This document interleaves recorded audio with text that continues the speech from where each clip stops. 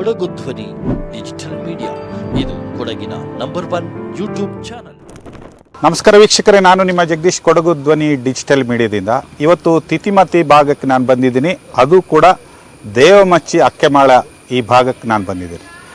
ನನ್ನ ಬಲಭಾಗದಲ್ಲಿ ತಾವು ಏನು ನೋಡ್ತಾ ಇದ್ದೀರಿ, ರೈಲ್ವೆ ಬ್ಯಾರಿಕೇಡ್ ಯಾಕೋಸ್ಕರ ಹಾಕಿದ್ದಾರೆ ಅಂದರೆ ಆನೆ ಮಾನವನ ಸಂಘರ್ಷನ ತಡಿಬೇಕು ಅನ್ನೋ ನಿಟ್ಟಿನಲ್ಲಿ ಒಂದು ಪ್ರಯತ್ನ ಆಗ್ತಾ ಇದೆ. ಕಳೆದ 2 ವರ್ಷದ ಹಿಂದೆ ಈ ಕ್ಷೇತ್ರದ ಶಾಸಕರಾದ ಎಸ್ ಪೊನ್ನಣ್ಣವರು ಇಲ್ಲಿಗೆ ಬಂದಿದ್ದರು. ಇಲ್ಲಿಯ ಏನು ಜನರ ಅಹವಾಲನ್ನು ಸ್ವೀಕಾರ ಮಾಡಿದರು, ರೈತರ ಅಹವಾಲನ್ನು ಸ್ವೀಕಾರ ಮಾಡಿದರು. ಇಲ್ಲಿಯ ರೈತರು ಅವರಿಗೆ ಬಲವಾದಂಥ ಒತ್ತಡನ ಹಾಕಿದರು. ನಮಗೆ ಬ್ಯಾರಿಕೇಡ್ ಸುಸಜ್ಜಿತವಾಗಿ ಆಗಲೇಬೇಕು ಅನ್ನೋದು ಮಾಡಿದರು. ಆ ನಿಟ್ಟಿನಲ್ಲಿ ಇವತ್ತು ಒಳ್ಳೆ ರೀತಿಯ ಕಾಮಗಾರಿ ಈ ಭಾಗದಲ್ಲಿ ನಡೀತಾ ಇದೆ. ಇಲ್ಲಿಯ ಸ್ಥಳೀಯ ರೈತರನ್ನ ನಾನು ಮಾತಾಡ್ತೀನಿ. ಇಲ್ಲಿಯ ಯಾರು ಈ ಒಂದು ದೊಡ್ಡ ಜವಾಬ್ದಾರಿಯನ್ನು ಕೆಲಸದ ನಿರ್ವಹಣೆ ವಹಿಸ್ಕೊಂಡಿದ್ದಾರೆ ಅವ್ರನ್ನೂ ಕೂಡ ಮಾತಾಡ್ತೀನಿ.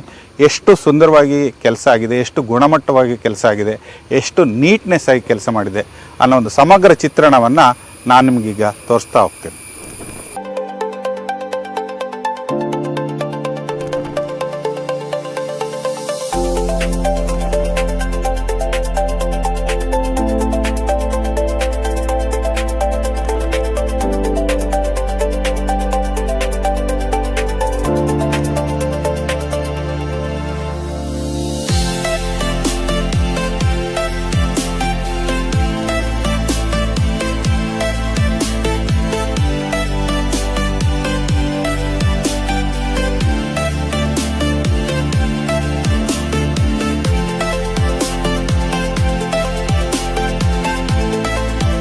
ಸರ್, ಈ ಒಂದು ಪ್ರಗತಿಪರ ರೈತರಾಗಿ ಸರ್, ಈ ಒಂದು ಸಾಕಷ್ಟು ಕಡೆ ನೀವು ಹೋಗಿರ್ತೀರಿ. ಈ ಬ್ಯಾರಿಕೇಡ್ ಮತ್ತು ಈ ಕಾಮಗಾರಿಗಳು ಯಾವ ರೀತಿ ಈ ಥರ ನಾವು ಮಾಡಿದ್ರೆ ಬ್ಲ್ಯಾಕ್ ಕಾಟನ್ ಸಾಯಿಲ್ ಇರೋದು ನಮ್ಗೆ ಇಲ್ಲಿ ಈ ಥರದಲ್ಲಿ ಕೆಲಸ ಮಾಡಿದ್ರೆ ಮಾತ್ರ ಸಕ್ಸಸ್ ಆಗೋದು. ಇದು ಇನ್ನು ನಾವು ಗದ್ದೆ ಕೆಲಸಗಳು ಮಾಡ್ಕೋಬೋದು. ಭತ್ತ ಮೇಯ್ನು ಊಟಕ್ಕಿರುವ ಅಕ್ಕಿನ ನಾವು ಬೆಳೀತಾ ಇರಲಿಲ್ಲ ಆನೆಯಿಂದಾಗಿ. ಶಾಸಕರ ಬಗ್ಗೆ ಈ ವನ್ಯಜೀವಿ ಮಾನವ ಸಂಘರ್ಷದಲ್ಲಿ ಏನೂ ಆಗ್ತಾ ಇಲ್ಲ ಅಂತ ಒಂದು ಆರೋಪಗಳು ಅಲ್ಲಲ್ಲೇ ಬರ್ತಾ ಇದೆ. ಅದ್ರ ಬಗ್ಗೆ ಜನ ಹೇಳ್ತಾರೆ, ಅದು ಸುಳ್ಳು. ಆಯಿತಾ, ಜನ ಎಲ್ಲ ಹೇಳ್ತಾರೆ. ಎಸ್ ಪೊನ್ನಣ್ಣ ಅವರಿಗೆ ನನ್ನ ಕಡೆಯಿಂದ ಹೃತ್ಪೂರ್ವಕವಾದ ವಂದನೆಗಳು. ಹೇಗೆ ಅಂತ ಹೇಳಿದ್ರೆ, ಕೆಲಸ ಮಾಡ್ರಪ್ಪ. ಈಗಾಗಲೇ ಕಾಮಗಾರಿ ಪ್ರಗತಿಯಲ್ಲಿದೆ. ಭಾರಿ ಶಿಸ್ತುಬದ್ಧವಾಗಿ ರೈಲ್ವೆ ಕಂಬಿಗಳನ್ನು ಅಳವಡಿಸಿದ್ದಾರೆ. ಇನ್ನೂ ಕೂಡ ಇಲ್ಲಿಗೆ ಅಡ್ಡಪಟ್ಟಿಗಳು ಇಲ್ಲಿಗೆ ಬರಬೇಕು. ಅದಕ್ಕೂ ಕೂಡ ಕೆಲವು ದಿನಗಳು ಹಿಡಿತದೆ. ಈಗಾಗಲೇ 1 ಕಿಲೋಮೀಟರ್ ವಿಸ್ತೀರ್ಣದಲ್ಲಿ ಇಂಥ ಒಂದು ಕಾಮಗಾರಿ ಗುಣಮಟ್ಟದಿಂದ ಸಾಗ್ತಾ ಇದೆ. ಈಗ ಇದ್ರ ಬಗ್ಗೆ ನಮಗೆ ಸ್ಥಳೀಯರಾದಂಥ ಚೇತನ್ ರವರು, ಕಾಫಿ ಬೆಳೆಗಾರರು ಸ್ಥಳೀಯರಾಗಿದ್ದಾರೆ. ಕಳೆದ 25-30 ವರ್ಷದಿಂದ ಕಷ್ಟಗಳನ್ನು ಅನುಭವಿಸ್ತಿದ್ದಾರೆ. ಅವ್ರನ್ನೂ ಕೂಡ ನಾನೀಗ ಮಾತಾಡಿಸ್ತೀನಿ. ಬನ್ನಿ ಅವರ ಅಭಿಪ್ರಾಯನ ಕೇಳೋಣ. ಸುಮಾರು 2 ದಶಕದ ನಂತರ ಏನೋ ಒಂದು ಪ್ರತಿಫಲ ಸಿಗ್ತಾ ಇದೆ ಅನ್ನೋದು ಇಲ್ಲಿ ಗೋಚರಿಸ್ತಿದೆ. ಏನು ಹೇಳಿದ್ರು ಸರ್ ಈ ಒಂದು ಕೆಲಸ ಕಾಮಗಾರಿ? ಫಸ್ಟು ಇದನ್ನು ಸ್ಯಾಂಕ್ಷನ್ ಮಾಡಿ ಕೊಟ್ಟರು ನಮ್ಮ MLA ಸಾಹೇಬರು ಎಸ್ ಪೊನ್ನಣ್ಣವರು. ಅಲ್ಲಿಂದ ಅದಕ್ಕೆ ಈಶ್ವರ ಖಂಡ್ರೆ ಅವರು ಅರಣ್ಯ ಮಂತ್ರಿ ಸ್ಪಂದಿಸಿದ್ರು, ಡಿಪಾರ್ಟ್ಮೆಂಟ್ ಅವರು ಎಲ್ಲರೂ ಸ್ಪಂದಿಸಿದ್ರು. ಇಲ್ಲಿ ಏನಕ್ಕಂದರೆ ಅರ್ಧ ಸೌತ್ ಕೂರ್ಗಿಗೆ ತೊಂದರೆ ಆಗ್ತಿದ್ದಿದ್ದು ಇದೇ ಒಂದು ಜಾಗದಿಂದ. ಎಲ್ಲ ಕಡೆ ಎಲ್ಲ ಬ್ಯಾರಿಕೇಡು ಅದು ಬರ್ತಿತ್ತು. ಬಟ್ ಈ ಜಾಗಕ್ಕೆ ಅಕ್ಕೆಮಾಳ ದೇವಮಚ್ಚಿಗೆ ಏನೂ ಬರ್ತಾ ಇರಲಿಲ್ಲ. ಸೊ ಅದಕ್ಕೆ ನಾವು ಪ್ರತ್ಯೇಕವಾಗಿ ಒಂದು ಹೋರಾಟ ಮಾಡಿ ಕರೆಸಿ DFO ಮತ್ತು CCF ಎಲ್ಲರೂ ಬಂದು ನೋಡಿ ಪ್ರಾಬ್ಲಮ್ ಇದು ಅಂತೇಳಿ ಸ್ಯಾಂಕ್ಷನ್ ಆಯಿತು. ಸ್ಯಾಂಕ್ಷನ್ ಆದಮೇಲೆ ಇವಾಗ ಕೆಲಸನ ಯಾರು ಮಾಡ್ತಾರೆ, ಹೇಗೆ ಮಾಡಬೇಕು, ಇದಕ್ಕೆಲ್ಲ ರೂಪಾಂತರ ತಂದಿರೋದು ರಮೇಶ್ ಅವರು. ಸರ್, ಈ ಒಂದು ಪ್ರಗತಿಪರ ರೈತರಾಗಿ ಸರ್, ಈ ಒಂದು ಸಾಕಷ್ಟು ಕಡೆ ನೀವು ಹೋಗಿರ್ತೀರಿ. ಈ ಬ್ಯಾರಿಕೇಡ್ ಮತ್ತು ಈ ಕಾಮಗಾರಿಗಳು ಯಾವ ರೀತಿ ಈ ಥರ ನಾವು ಮಾಡಿದ್ರೆ ಬ್ಲ್ಯಾಕ್ ಕಾಟನ್ ಸಾಯಿಲ್ ಇರೋದು ನಮ್ಗೆ ಇಲ್ಲಿ ಈ ಥರದಲ್ಲಿ ಕೆಲಸ ಮಾಡಿದ್ರೆ ಮಾತ್ರ ಸಕ್ಸಸ್ ಆಗೋದು. ಬೇರೆ ಏನೇ ಮಾಡಿದ್ರೂ ಒಂದು 2 ವರ್ಷ 3 ವರ್ಷ ಅಲ್ಲಿಂದ ಫೇಲ್ ಆಗಿಬಿಡುತ್ತದೆ. ಸರ್, ಇದು ಎಲ್ಲಿಂದ ಎಲ್ಲಿವರೆಗೆ ಆಗಿದೆ? ಇದು ಬಾಲ್ಮನಿ ಎಸ್ಟೇಟ್ ಸೊಳ್ಳೆಕಾಡು ಮೂಲೆಯಿಂದ ಇಲ್ಲಿ ಅಕ್ಕೆಮಾಳ ಟ್ರೈಬಲ್ ಇದಕ್ಕೆ ಅಲ್ಲಿವರೆಗೆ ಸ್ಯಾಂಕ್ಷನ್ ಆಗಿದೆ. ಮುಂದಕ್ಕೂ ಆಗುತ್ತಂತೆ, ಎಲ್ಲಿಗೆ ಹೆಬ್ಬಾಲೆವರೆಗೆ ಹೋಗುತ್ತೆ ಮುಂದಕ್ಕೆ. ಸೊ ಆ ಕಡೆನೂ ಆಗಿದೆ ಅಲ್ವಾ? ಇನ್ನೂ ಸ್ಯಾಂಕ್ಷನ್ ಆಗಿಲ್ಲ. ಸ್ಯಾಂಕ್ಷನ್ ಆಗಿಲ್ಲ, ಬಟ್ ಅಲ್ಲಿ ಅಲ್ಲೆಲ್ಲ ರೈಲ್ವೆ ಬ್ಯಾರಿಕೇಡ್ ಆಗಿದೆ. ಆಗಿದೆ, ಆಯಿತಾ. ಸೊ ಇದನ್ನ ತಗೊಂಡೋಗಿ ಅದಕ್ಕೆ ಸೇರಿಸ್ತಾರೆ. ಸರ್, ಈಗ ಎಷ್ಟು ನಿರಾಳ ಆಗ್ತಿದ್ರಿಂದ ನಿಮ್ಗೊಂದು 20 ವರ್ಷ 25 ವರ್ಷ ಸಮಸ್ಯೆಗೆ ಎಷ್ಟು ನಿರಾಳ ಅನಿಸ್ತದೆ? 25 ವರ್ಷದಲ್ಲಿ ಈಗ ಸ್ವಲ್ಪ ನೆಮ್ಮದಿಯಲ್ಲಿ ಮಲಗ್ಬೋದು, ಆಯಿತಾ.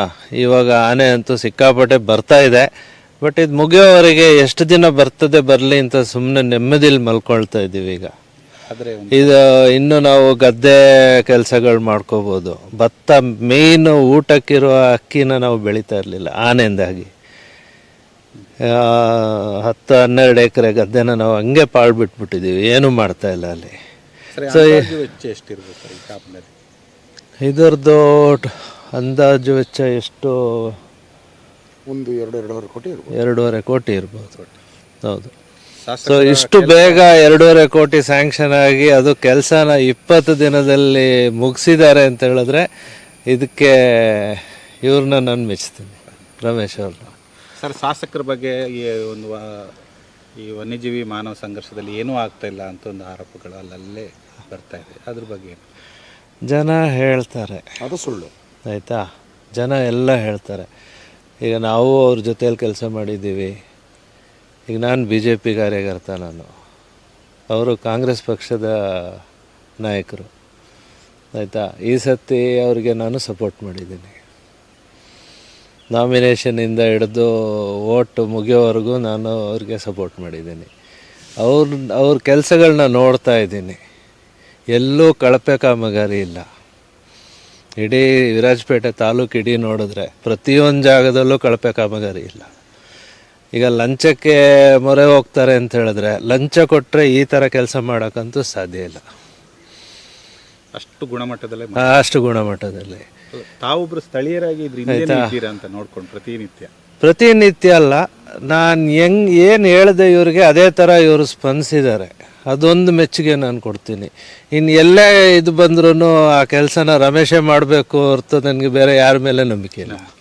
ಆ ಮಟ್ಟದಲ್ಲಿ ರಮೇಶ್ ಕೆಲಸ ಮಾಡ್ತಾ ಇದ್ದಾರೆ. ಇವರು ಅರ್ಥ ಮಾಡ್ಕೊಂಡಿದ್ದಾರೆ ಇಲ್ಲಿದು ಸಿಚುವೇಶನ್ ಹೆಂಗಿದೆ, ಏನು ಮಾಡಬೇಕು, ಯಾವ ಥರ ಮಾಡಬೇಕು ಅಂತೇಳಿ ಇವ್ರ ಐಡಿಯಾದಲ್ಲಿ ಈ ಥರ ಮಾಡಿದ್ದಾರೆ. ಸರ್, ತಾವು ಶಾಸಕರಿಗೆ ಅಂದರೆ ಪೊನ್ನಣ್ಣವರಿಗೆ ಸಪೋರ್ಟ್ ಮಾಡಿದ್ದಕ್ಕೆ ಸಾರ್ಥಕ ಅನಿಸ್ತಾ ಇದೆ ಇವತ್ತೇನಾದರೂ? 100%. ಇನ್ನು ಮುಂದಕ್ಕೂ ಅವ್ರನ್ನ ಕಳ್ಕೋಬಾರ್ದು ಅಂತೇಳಿ ನಾನು ಜನರಲ್ಲಿ ಕೇಳ್ಕೊಳ್ತೀನಿ.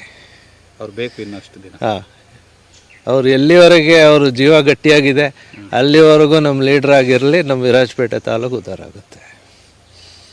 ಈ ಒಂದು ಗುತ್ತಿಗೆಯನ್ನು ತಗೊಂಡು ಎಲ್ಲ ಒಂದು ಕಾರ್ಮಿಕರೊಟ್ಟಿಗೆ ಒಡನಾಡಿಕೊಂಡು ಒಳ್ಳೆ ಕೆಲಸ ಮಾಡಬೇಕು ಅಂತೇಳಿ ಇಚ್ಛೆ ಪಟ್ಟು ಬಂದಿದ್ದಾರೆ. ಇದರಲ್ಲೂ ಕೂಡ ಅನುಭವ ಇದೆ. ಅವ್ರನ್ನೂ ಕೂಡ ನಾನು ಮಾತಾಡ್ತೀನಿ, ಬನ್ನಿ ಮಾತಾಡೋಣ. ಸರ್, ತಾವು ಈ ಒಂದು ಫೀಲ್ಡಲ್ಲಿ ಎಷ್ಟು ವರ್ಷದ ಅನುಭವ ತಮಗಿದೆ? ನಾನು ವೈಲ್ಡ್ ಲೈಫಲ್ಲಿ ಕೆಲಸ ಮಾಡೋಕ್ಕೆ ಶುರು ಮಾಡಿ 13 ವರ್ಷ ಆಯಿತು. 13 ವರ್ಷದಿಂದ ರೈಲ್ವೆ ಬ್ಯಾರಿಕೇಡ್ ಮಾಡ್ತಿದ್ದೀನಿ. ಆದರೆ ಈ ಬ್ಲ್ಯಾಕ್ ಸಾಯಲ್ಲು ಮತ್ತು ಶೀತಾಂಶ, ತುಂಬ ಶೀತಾಂಶ ಇರ್ತದಲ್ಲ, ಅದರಲ್ಲಿ ಈ ಥರ ಮಾಡಿದ್ರೆ 100ಕ್ಕೆ 100 ಸಕ್ಸಸ್ಸು. ಡ್ರೈ ಲ್ಯಾಂಡ್ ಬರುತ್ತೆ ನೋಡಿ, ಅಲ್ಲಿ 3 ಮೀಟ್ರಿಗೊಂದು ಗುಂಡಿ ಹೊಡೆದು 2.5 ಅಡಿ ಅಗಲ 5 ಅಡಿ ಆಳದಲ್ಲಿ ಹೊಡೆದು ಪಿಲ್ಲರ್ ಹಾಕ್ಕೊಂಡು ಹೋಗ್ತಿದ್ದೋ ನಾವು. ನಾನು ಸರ್ವೇಸಾಮಾನ್ಯ ಇವ್ರ ಮನೆಯನ್ನು ಕಟ್ಟಿಕೊಟ್ಟಿದ್ದೀನಿ. ನಾನು ಕೋಡಿಯಲ್ಲಿ ತುಂಬ ಕೆಲಸ ಮಾಡಿದ್ದೀನಿ. ಇದೊಂದು ಲ್ಯಾಂಡ್ ಮಾತ್ರ ನನಗೂ ಭಾರಿ ಭಯ ಇತ್ತು. ನೋಡಿದ್ರೆ ಇಲ್ಲಿ ನಾನೇ ನೋಡ್ತಾ ಇದ್ದೀನಿ, ಅಕ್ಕಪಕ್ಕ ಒಂದು 100-150-200 ಎಕರೆ ಗದ್ದೆ ಇದೆ. ನನ್ನ ಕಂಡಂಗೆ 10 ವರ್ಷದಿಂದ ಯಾರೂ ಒಂದು ಕಾಳು ಭತ್ತ ಬೆಳೆದಿಲ್ಲ. ಈ ಕೆಲಸಕ್ಕೆ ಫುಲ್ಲು ಟೈ ಬಿಮ್ ಮಾಡಬೇಕು. ಅಂದರೆ ಬರೀ ಗುಂಡಿ ಅಲ್ಲ, ನೇರವಾಗಿ ಟ್ರಂಚ್ ಹೊಡೆದು 5 ಅಡಿ ಆಳ 2.5 ಅಡಿ ಅಗಲ ಮತ್ತು 12 mm, 16 mm, 10 mm, 8 mm ಹಾಕಿ ಬಾಕ್ಸ್ ಟೈ ಬೀಮ್ಗೆ ಏನು ಕಬ್ಬಣ ಕಟ್ತೀವಿ ಆ ಥರ ಕಟ್ಟಿ ರೈಲ್ವೆ ಬ್ಯಾರಿಗೇಡ್ನ ಹಾಕಿ ಪ್ರತಿ 1 ಕ್ಯೂಬಿಕ್ ಮೀಟ್ರಿಗೆ 4 ಮೂಟೆ ಅಂತ ಸಿಮೆಂಟ್ ಹಾಕಿ 100ಕ್ಕೆ 100% ಕೆಲಸ ಮಾಡಿಕೊಟ್ಟಿದ್ದೀವಿ. ಅದರಲ್ಲೂ ನಮ್ಮ ಓನರ್ ಬಂದು ವಿಜೇಂದ್ರ ಮೂರ್ತಿ ಅಂತ ಮೈಸೂರವರು, ನವೀನ್ ಬೋಪಣ್ಣ ಅಂತ ಇಲ್ಲಿ ಸ್ಥಳೀಯವರೇ ಅವರೇ. ಯಾಕೆ ಅಂದರೆ ಇವಾಗ ಕಳಪೆ ಕೆಲಸ ಮಾಡಿದಾಗ ಅವ್ರಿಗೂ ಕೆಟ್ಟ ಹೆಸರು ಬರಬಾರ್ದು. ನಾನು ಇಲ್ಲಿನ ಒಡನಾಟ ಒಂದು 25 ವರ್ಷ ಇದೆ, ನನಗೊಂದು ಕೆಟ್ಟ ಹೆಸರು ಬರಬಾರ್ದು ಅನ್ನೋ ಒಂದು ಉದ್ದೇಶಕ್ಕೆ ಯಾವುದೇ ಅಧಿಕಾರಿಗಳು ಲಂಚ ಕೇಳಿಲ್ಲ, ಯಾವುದೇ ಶಾಸಕರು ಲಂಚ ಕೇಳಿಲ್ಲ. AS ಪೊನ್ನಣ್ಣ ಅವರಿಗೆ ನನ್ನ ಕಡೆಯಿಂದ ಹೃತ್ಪೂರ್ವಕವಾದ ವಂದನೆಗಳು. ಹೇಗೆ ಅಂತ ಹೇಳಿದ್ರೆ, ಕೆಲಸ ಮಾಡ್ರಪ್ಪ ಅಂತ ಅವರು ಸ್ಯಾಂಕ್ಷನ್ ಮಾಡಿದ 15 ದಿವಸಕ್ಕೆ ಕೆಲಸ ಶುರು ಮಾಡಿದ್ದೀನಿ.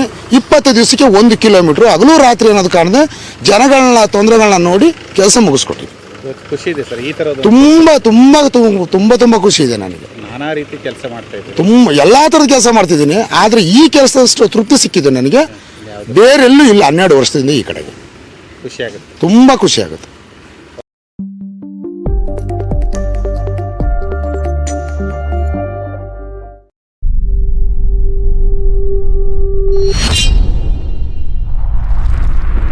ಕೊಡಗು ಧ್ವನಿ ಡಿಜಿಟಲ್ ಮೀಡಿಯಾ ಇದು ಕೊಡಗಿನ ನಂಬರ್ 1 ಯೂಟ್ಯೂಬ್ ಚಾನಲ್.